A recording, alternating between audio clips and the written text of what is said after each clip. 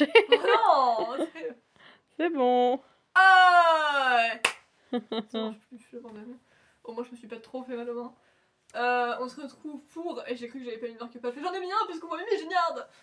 Hello people, on vous retrouve sur Passionite pour la rubrique vidéo lecture. Alors on va en changer. Elle a plus parlé comme Whisper. On a réussi, let's go. Shut up. Non. Get to work. Bon, on en était au chapitre 3 du Gang des pétasses. Mesdames et messieurs. On va... Ouais. C'est tout. Vous vous attendiez à quoi? Il fallait pas vous attendre à grand chose. Non, mon nu. Le lendemain matin, Maya descend à la cuisine et sort tout ce dont elle a besoin pour préparer des cupcakes. Ah oui, c'est vrai qu'il voulait préparer des cupcakes. C'est bien les cupcakes. Hein. Je sais pas pourquoi ils sont partis sur ça précisément, mais c'est bien. Je suis d'accord. Livre de recettes, ustensiles, moules, sans oublier les ingrédients. Putain, j'ai cru que c'était marqué la vieille. C'était marqué la veille et j'ai cru que c'était marqué la vieille. Je vais dire, si tu parles comme ça. Bah non, je vais dire si tu parles comme ça de ta grand-mère, mais en plus elle est décédée, donc non, tu dis pas la vieille, mais c'est bon, c'est pas écrit ça. La veille, elle a parlé de son projet à ses parents et ils se sont montrés très enthousiastes. Soudain, Cléo, sa grande sœur, apparaît en robe de chambre. Elle regarde le matériel de pâtisserie étalé dans toutes les pièces. Qu'est-ce que tu fais demande-t-elle. Lottie et Sita viennent ce matin. On va s'entraîner à confectionner des gâteaux pour la fête de l'automne. Oh, cool. Si tu veux, je peux faire des cookies. Ça s'en va, hein. Pas prise de tête, la sœur. Des cupcakes, des cookies, c'est bien. Par contre, c'est cool qu'ils aient une fête de l'automne.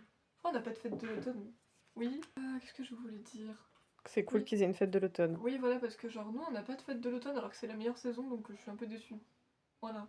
Moi aussi, je vais faire des cupcakes. Je sais pas en faire, mais c'est bien détail. Bref. Ce serait génial. Merci, répond Maya avec un sourire. Les deux sœurs sont très différentes. Cléo se maquille, elle adore la mode et elle passe son temps à échanger des potins sur les stars avec ses copines. Bah oui, hein.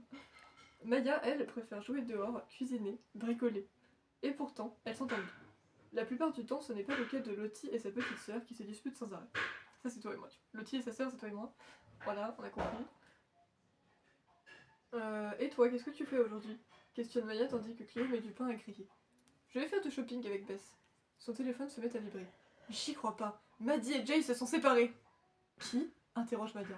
Cléo lui lance un regard lourd. Sérieusement, Maddie et Jay, les youtubeurs. Parfois je me demande si on est vraiment sœurs. Il faut que j'appelle Bess. Alors j'ai aucune idée de qui c'est. S'ils Je existent pense vraiment. qu'ils sont inventés. S'ils existent vraiment, je sais pas qui c'est. Mais effectivement, c'est un drame. Maddie et Jay se sont séparés, quoi. Attention, quoi. Alors, tu les connais pas, quoi. Alors, C'était THE couple. Je pense que Maya s'en fout. Bref. Elle quitte la cuisine en trombe. Décidément, Maya ne la comprendra jamais. À 9h pile, la maman de Lottie dépose ses deux copines. Je repasse te prendre à 11h15, Lottie. Je veux que tu sois déjà en tenue de gym, d'accord? Oui, maman. J'ai mis la fillette en laissant son sac dans le hall. Toi et ta sœur, vous faites des tas d'activités s'exclame Maya. Lottie se met à compter sur ses doigts. Gym, tennis, piano, piscine, sans oublier les cours de soutien en mathématiques. Oh, et maman veut nous inscrire au trampoline. C'est sûr, alors, ça fait beaucoup d'activités, mais surtout qu'elles n'ont rien à voir entre elles. Genre, vraiment. Bah, je trouve que c'est beaucoup. Et en fait, à la fois, c'est hyper cool parce que comme ça, tes gosses, ils font plein d'activités extrascolaires et du coup, ils découvrent plein de disciplines, etc. Mais en même temps, sois sûr que ton gosse, il veuille ça et ça l'intéresse un minimum. Tu vois, tu peux lui dire, bah tiens, qu'est-ce que tu dirais de faire une journée découverte de ça, tu vois si ça te plaît, et si ça te plaît, bah on en fait une activité régulière. Mais t'imposes pas, là, tu sais pas à 100% si les gosses ils kiffent forcément chaque activité, quoi. Ouais, genre, c'est juste elles qui proposent et ils le font, quoi. Mais du coup, je trouve pas que ce soit nécessairement ouf, parce que, évidemment, qu'il faudrait en faire, mais les activités que ton gosse aime, quoi. On ne va plus jamais te voir, commente Sita. Heureusement, il nous reste les soirées pyjama, décrète Lottie. Elle ne veut quand même pas nous programmer des activités au beau milieu de la nuit. Alors j'espère pas. Bah, Sinon, on est dans la merde. à part si, genre, je veux dire, tu vas avoir un spectacle, mais dans ce cas-là, ça va être début de soirée, quoi, parce que c'est des enfants. Ouais, voilà. Elles sont en CM2, quoi. Et si on en faisait une la veille de la fête de l'automne suggère Maya. Oui, trop génial s'exclament en chœur Lottie et Sita. Puis Lottie demande. Alors, quel parfum on choisit? Elle s'installe autour de la table pour chercher des recettes. Maya se décide assez rapidement. Je vais faire des cupcakes au chocolat. Moi, au citron, propose Lottie. J'adore ça. Et moi, je ne sais pas encore, soupire Sita. Pendant que leur ami continue de réfléchir, Maya et Lottie réunissent les ingrédients nécessaires à la préparation de la pâte. Et hop, la farine, lance Maya. Elle verse le contenu d'un verre doseur dans le saladier en soulevant un épais nuage blanc. Maya, s'écrie Lottie en posant le doigt sur son livre de cuisine. Ils disent qu'il faut tamiser la farine avant de la mettre dans le saladier. Trop tard. Certes. Avec la pâtisserie, tu peux improviser. C'est pas grave. Du moment qu'il y a de la farine, on s'en fout. Maya grimace, elle a de la farine dans le nez, ça la chatouille. Si on ne suit pas la recette, on n'y arrivera jamais, s'indigne Lottie. Sita, qui est toujours là pour régler les conflits, s'empare du saladier afin de renverser le contenu dans le sachet. Je vais la passer au tamis, déclare-t-elle. Vous n'avez qu'à faire autre chose pendant ce temps. D'accord, dit Maya. Je vais installer les moules à cupcakes sur la grille du four. Tu as choisi ce que tu vas préparer, Sita demande Lottie en découpant un morceau de beurre en petits dés. Pas encore. J'hésite entre vanille et framboise.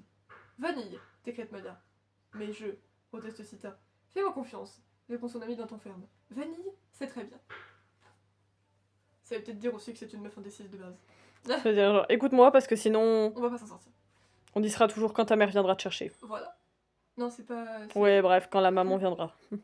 Elle sait que si elle ne prend pas la décision à la place de Sita, celle-ci hésitera encore le jour de la fête. Voilà, c'est ce que j'allais dire. Ah ouais, le jour de la fête, carrément. On dirait moi.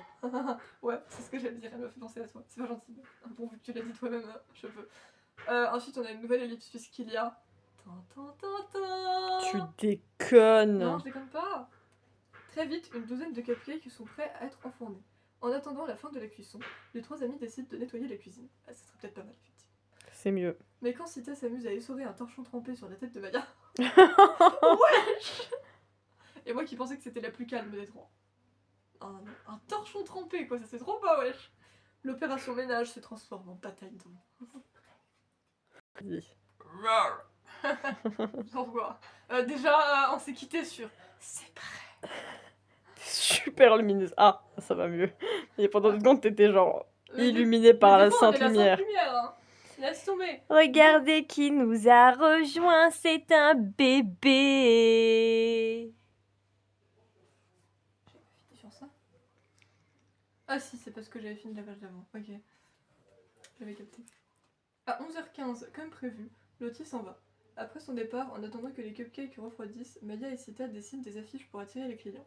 Une fois que les gâteaux sont froids, elle les décore avec un nappage qu'elle saupoudre de vermicelle multicolore. Ça sent rudement bon, dit la maman de Maya en entrant, Alfie dans les bras. Bateau s'écrie le bébé en gigotant, les mains tendues vers les gâteaux.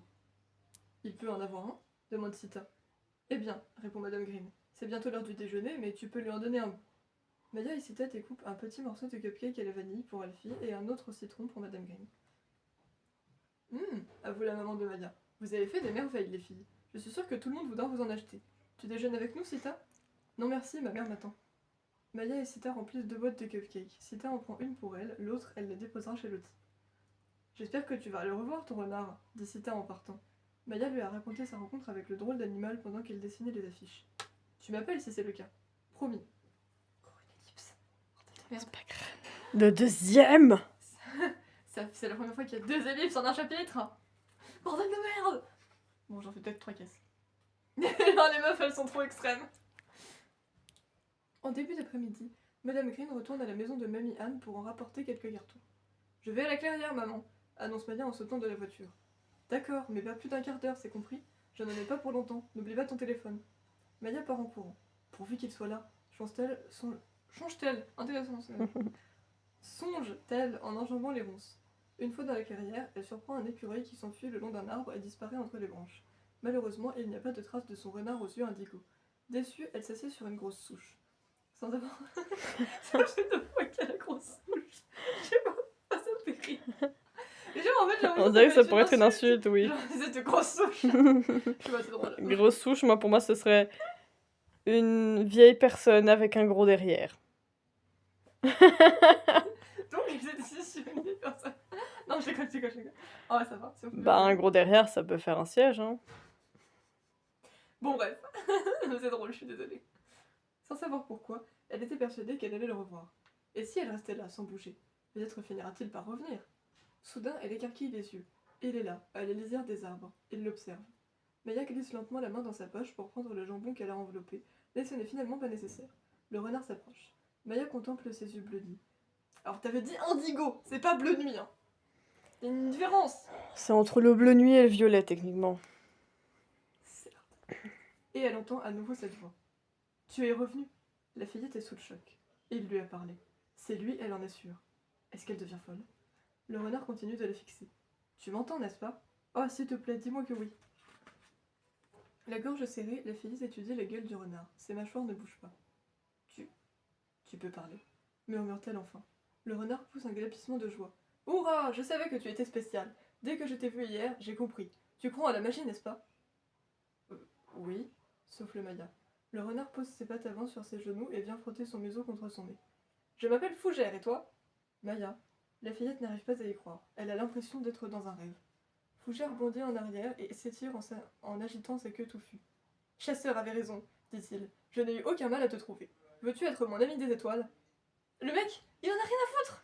Il ne De- t'explique pas la situation. Des explications peut-être, bro, t'es Ouais, pas... genre. Un animal, c'est pas censé parler dans son monde. Genre vraiment. Maya n'a aucune idée de ce que ça veut dire. Mais ce n'est pas grave. Tant qu'il s'agit de magie, ça lui plaît. Oui, s'exclame-t-elle. Mais qu'est-ce que c'est une amie des étoiles? Dans le monde d'où je viens, les animaux ont des pouvoirs magiques. Mes amis et moi, nous sommes descendus sur Terre pour trouver des enfants qui croient encore à la magie et pour leur apprendre à s'en servir. Maya réfléchit à toute allure. Ça veut dire que, ensemble, on pourrait aider des gens? Oui, et je resterai avec toi toute ta vie. Alors, tu es d'accord? Oui, 1000 fois oui. Soudain, Maya songe à quelque chose. C'est quand même marrant, son premier réflexe, sa première question qu'elle pose, c'est ça veut dire qu'on pourra aider des gens. Bah ça prouve... C'est quand même vachement ouf et vachement beau. Bah ça prouve quelque chose, quoi. Ça prouve ce que la personne, elle veut, quoi. Et la Et pureté qu'elle de a, son... qu'elle a des bonnes intentions. Et la pureté de son petit cœur. Hein. Oh, c'est trop mignon. Soudain, Maya songe à quelque chose. Fougère, s'écrie-t-elle. Mes amies Sita et Lottie croient à la magie elles aussi. Elles sont peut-être des amies des étoiles? C'est possible, répond le renard. Tu n'as qu'à les amener ici et moi je rassemblerai les animaux des étoiles. En attendant, tu ne dois parler à personne du monde des étoiles. C'est promis, dit Maya. Je garderai le secret. Merci, fit Fougère en bondissant autour d'elle. Je suis tellement heureux de t'avoir trouvé. Pardon. Tellement que j'en ai terminé. On va bien s'amuser tous les deux. Tes poils m'ont chatouillé le pif là. Bah, alors c'est poil. C'est lui qui a aidé. Ah, c'est lui qui parlait, ok. Bon, bah, autant pour... Tes cheveux m'ont chatouillé le pif. Maya regarde l'heure sur son téléphone. Oh non, il faut que je m'en aille. Il faut que je m'en aille. Non, tiens pas, je t'en prie. Non, ça serait super dramatique. Murmure-t-elle. Au revoir, Fougère. Je te promets d'essayer de revenir demain matin avec mes amis. Maya lui fait un bisou sur la truffe. Oh, c'est trop mignon. Puis elle court vers la maison de sa grand-mère. Elle est si heureuse. C'est le plus beau jour de sa vie. C'est le plus beau jour de sa vie? Et là, c'est fini.